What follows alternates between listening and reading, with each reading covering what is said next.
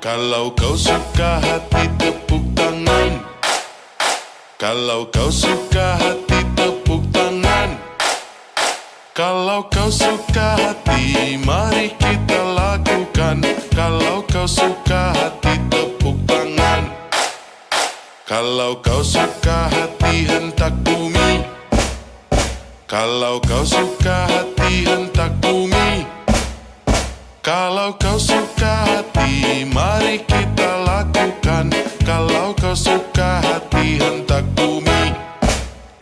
Kalau kau suka hati, teriak hore, hore. Kalau kau suka hati, teriak hore, hore. Kalau kau suka hati, mari kita lakukan.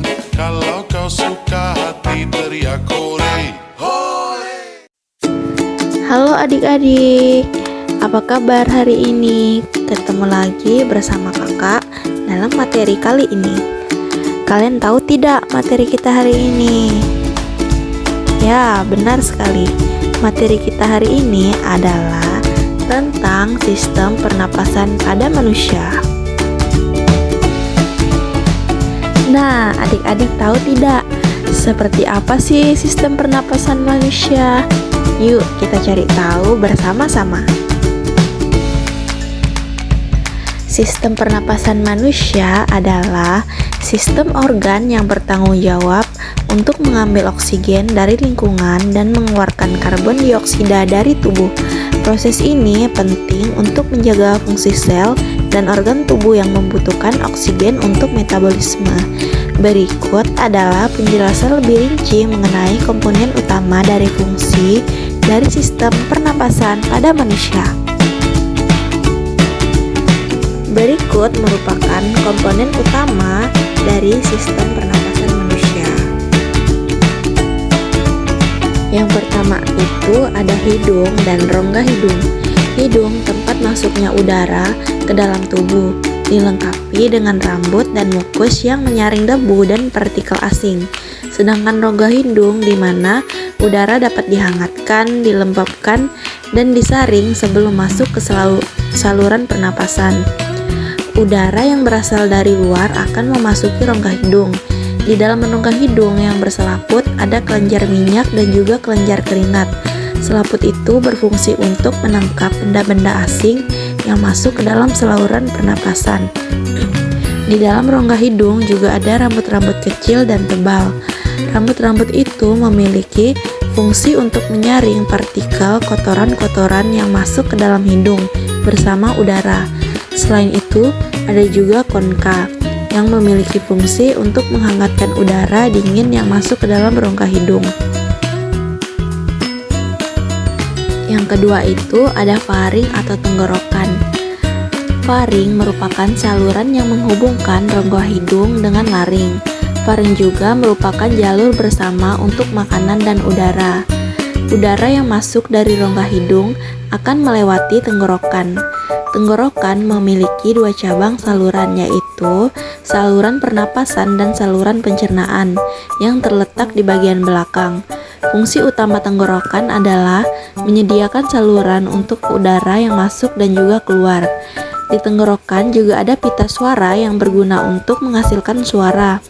Jika ada udara yang masuk, maka pita suara akan bergetar dan menghasilkan suara. Jika seseorang makan sambil berbicara, hal itu bisa membahayakan karena makanan bisa masuk ke saluran pernapasan yang sedang terbuka. Yang ketiga ada laring atau kotak suara. Laring merupakan kotak suara yang mengandung pita suara yang bergetar untuk menghasilkan suara saat udara melewati. Berfungsi sebagai pintu masuk ke trakea dan dilindungi oleh epiglotis yang mencegah makanan masuk ke saluran pernapasan. Yang keempat ada trakea atau batang tenggorokan. Trakea memiliki tabung berdiameter sekitar 2,5 cm yang menghubungkan laring dengan bronkus. Dinding trakea diperkuat oleh cincin tulang rawan. Yang kelima ada bronkus. Bronkus memiliki trakea bercabang menjadi dua bronkus utama yang masing-masing masuk ke paru-paru kiri dan kanan.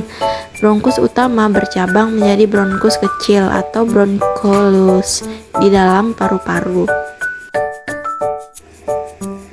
Yang keenam, paru-paru. Paru-paru berada di dalam rongga dada bagian atas. Di samping paru-paru ada tulang rusuk dan di bawahnya ada diafragma. Paru-paru terbagi menjadi dua bagian, yaitu bagian kanan dan kiri. Paru-paru bagian kanan terdiri dari 3 lobus, sedangkan paru-paru kiri memiliki 2 lobus saja. Paru-paru diselimuti oleh selaput yang tipis. Di dalam paru-paru terdapat cabang dari bronkus, alveolus, dan pembuluh darah. Bronchioles memiliki cabang-cabang lagi yang disebut dengan bronchioles respirasi. Paru-paru menjadi tempat pertukaran oksigen dan karbon dioksida. Dan yang terakhir ada alveolus. Alveolus ini memiliki struktur kecil berbentuk kantung di ujung bronchioles di paru-paru, tempat pertukaran gas antara udara dan darah. Alveolus ini dikelilingi juga oleh kapiler darah. Nah, selanjutnya adik-adik tahu tidak? Proses pernapasan itu ada 2 mekanisme loh. Seperti apa sih proses pernapasan itu? Mari kita pelajari bersama-sama. Manusia memiliki 2 mekanisme pernapasan. Ada pernapasan dada dan juga pernapasan perut. Lalu bagaimana perbedaan keduanya? Berikut adalah penjelasan mekanisme pernapasan manusia. Yang pertama itu ada pernapasan dada. Ketika kita bernapas menggunakan dada, otot yang berperan adalah otot-otot di sekitar tulang rusuk.